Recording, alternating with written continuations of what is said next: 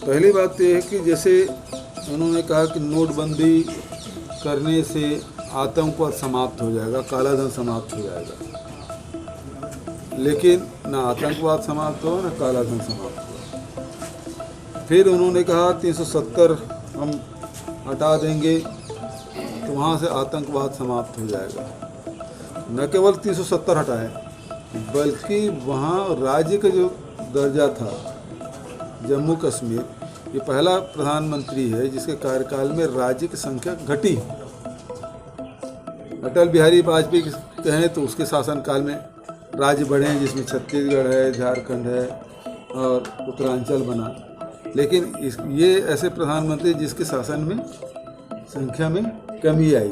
जम्मू कश्मीर एक राज्य था, उसको आपने विखंडित भी किया और राज्य समाप्त भी कर दिया।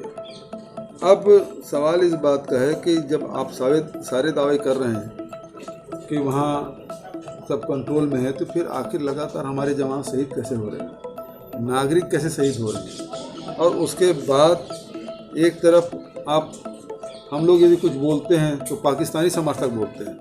प्रधानमंत्री खुद बिना बुलाए जाके वहाँ के प्रधानमंत्री के घर में बिरयानी खा आ जाते हैं, और उसके बाद सारे खेलकूद भी आप करा रहे हैं। तो आप कर क्या रहे हैं? लोगों क्यों गुमराह कर रहे हैं? तो ये तो आपकी दृष्टिकोण है, ये समझ के परे है।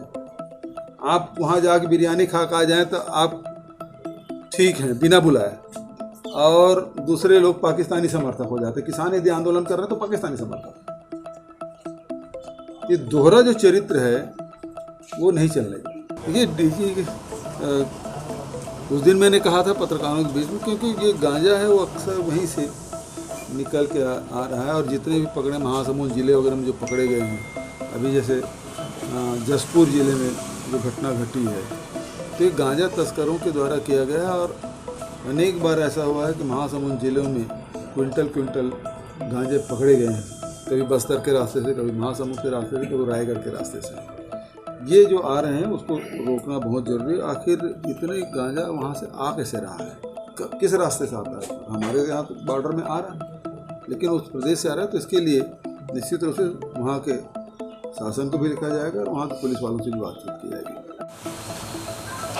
उपयोगी और मुरिया दरबार को तो अपना महत्व है ही, उसमें शामिल हुआ। उसके साथ साथ वहाँ जो दलपत सागर है उसको सौंदर्यीकरण का कार्य, साथ ही बस्तर आर्ट गैलरी का शुभारंभ, और आसना में बस्तर की संस्कृति और उसके लैंग्वेज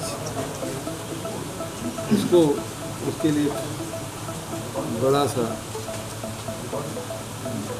कैंपस बनाया गया है, जिसमें वहाँ की संस्कृति, वहाँ की भाषा, वहाँ के रहन सहन सबका संवर्धन करना, सांस्कृतिक सहेजने के लिए एक कैंपस बनाया गया जिसका नाम बादल दिया गया। उसकी शुरुआत जो एक आने वाले समय में मील का पत्थर साबित होगा, उसकी शुरुआत हुई। और आज एक हिंदी मीडियम स्कूल देखने गए, पत्रकारों के बीच में गए, वहाँ के भवन बनाने के लिए भी बात हुई है, उनके निवास के लिए भी बात हुई। उन्होंने कहा रायपुर में जिस प्रकार से पत्रकारों को हाउसिंग बोर्ड में दिए, उसी प्रकार से हम लोग मिलना चाहिए।